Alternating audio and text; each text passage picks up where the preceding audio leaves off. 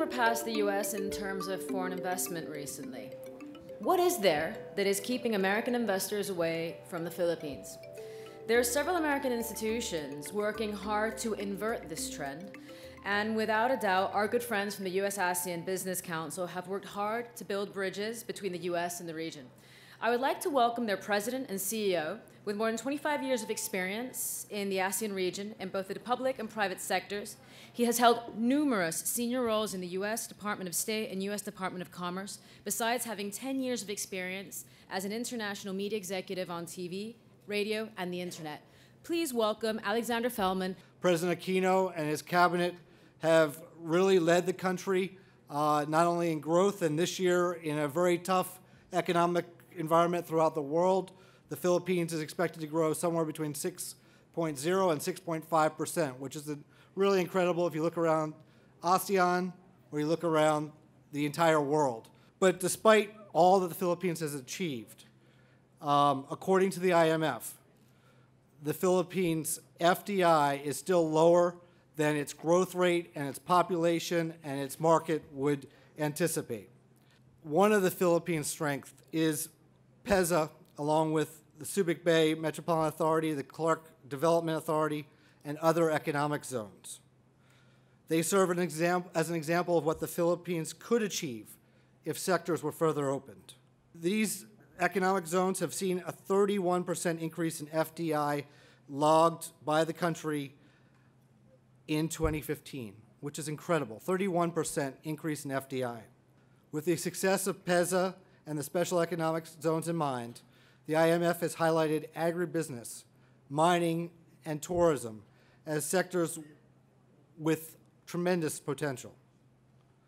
Of course, you cannot talk about the Philippines and its success without looking at the BPO sector, which has also benefited from the easing of FDI restrictions in the special economic zones. Between 2004 and 2013, revenue in the sector grew tenfold, from $1.5 billion to $15.5 billion.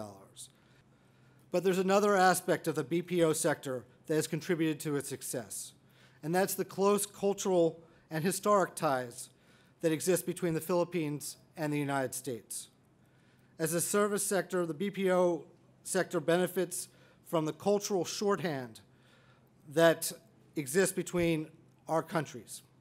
It is that personal connection that's helped the Philippines excel in this area and will continue to be an important part of the relationship. TPP, we believe, is in the Philippines' best interest, not only for the FDI that it will inevitably attract, but also it will put the Philippines in a unique camp of very few countries that have both access to TPP and the RCEP, or the Regional Comprehensive Economic Partnership, that ASEAN is negotiating with its trade partners, which represent 50% of the world's population, while TPP represents 40% of the world's GDP.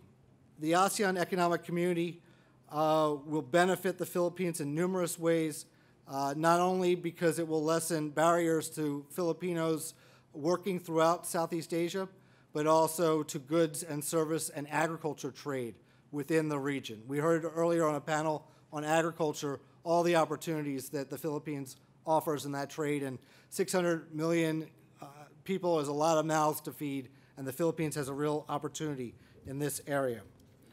Of course, you couldn't talk about the Philippines and the U.S. relationship without talking about the Philippine Americans.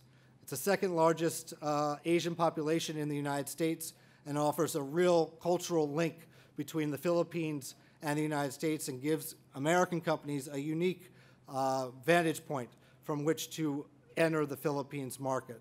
I want to conclude by saying that really the tourism slogan of the Philippines, "It's more fun in the Philippines," is a real gateway to understanding the Philippine culture, but also understanding what the Philippines brings to business and the economy.